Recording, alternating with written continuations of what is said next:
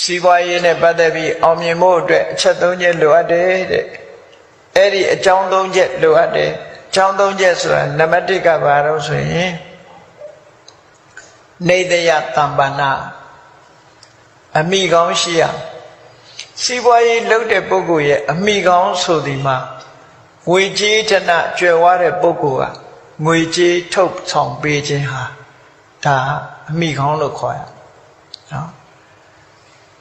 ယင်းဒီလုပ်ဖို့ငွေမလုံလောက်ဘူးဆိုရင်ငွေထုတ်ပေးအဲ့ဒါအမိကောင်း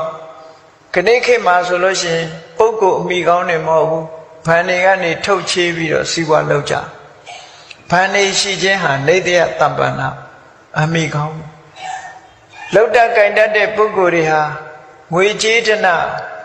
ရနိုင်နေတယတမ္ပန္နရှေးတုန်းကတော့ချမ်းသာကြွယ်ဝတဲ့ပုဂ္ဂိုလ်တွေကအရင်းအနှီးတွေကိုထုတ်ပေးလေးရှိကြတယ်အဲ့ဒီအရင်းအနှီးတွေကိုအခြေခံပြီးတော့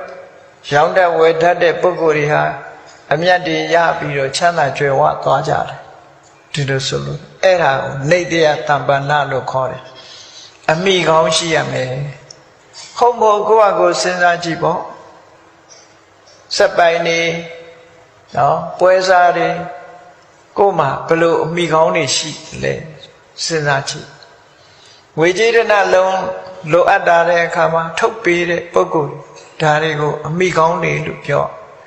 ဒီတဲ့ပို့ပြီးတော့ကြည့်အောင်မယ်ဆိုလို့ရှိရင်စီးပွားရေးနဲ့ပတ်သက်ပြီးအကြံပေးနိုင်တဲ့လူကြီးလူကောင်းတွေဟာလည်းနေတယတမ္ပန္နပဲပေါ့ကိုယ့်အတွက်အေးငွေကြေးဌာနဒီထုတ်ချေးတဲ့အမအစတောင်သူလယ်သမားတွေလည်းဒီအစိုးရတွေကနေအမတော်ချေးဆိုပြီးတော့ထုတ်ပေးတာ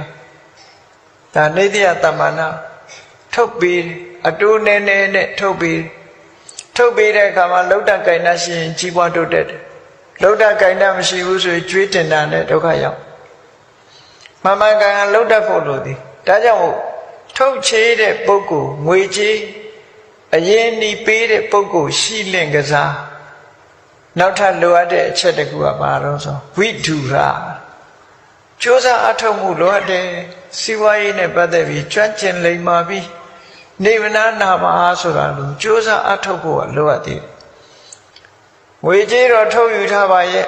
ထုတ်ယူထားပြီးတော့တခြားနေရာတွေမှာသုံးဆွဲပစ်ပြီးအလုတ်ကိုမှန်မှန်ကန်ကန်မကြိုးစားဘူး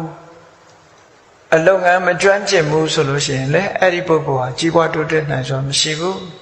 ဒါကြောင့်မို့မြတ်စွာဘုရားကထောင်းစိတ်အောင်ဟောတာနေတယတမ္ပန္နအမိကောင်းရှိရမယ်လို့ဆိုတဲ့ငွေကြေးထုတ်ပေးမဲ့ပုဂ္ဂိုလ်လည်းရှိတယ်မိမိကိုယ်တိုင်ကလည်းဝိဓုရကြီးမားတဲ့လုံလဝိရိယရှိတယ်ကြိုးစားတယ်အေးကြိုးစားရရလာလို့ဆိုမရဘူးနောက်တစ်ခုလိုအပ်ချက်ကဘာလို့ဆိုစက္ခုမှာစီးပွားရေးအမြင်ရှိရမယ်အယောင်းဝယ်လုပ်တဲ့အခါမှာအမျော်မြင်ဟာအမတန်မှအရေးကြီးတယ်ဒီချိန်ဒီကုန်အရေးကြီးတယ်ဟိုချိန်ဟိုကုန်အရေးကြီးတယ်အရင်ကဘယ်လောက်ရှိတယ်အမြတ်ကဘယ်လောက်ရှိတယ်ဆိုတာတွေကိုတွက်တက်ချက်တက်တဲ့စီးပွားရေးမျက်စိစီးပွားရေးအမြင်ရှိရမယ်ဟောမြတ်စွာဘုရားကဒီသုံးခုကိုဟောထားတာဒီသုံးခုနဲ့ပြည့်စုံလို့ရှိရင်တဲ့စီးစိမ်ဥစ္စာတွေမှာမကြခင်မှဖွံ့ဖြိုးတိုးတက်သွားနိုင်ပါတယ်လို့ဟောတာဟုတ်မဟုတ်ကိုယ်တိုင်လုပ်ကြည့်ပေါ့နော်ကိုယ်တိုင်လုပ်ကြည့်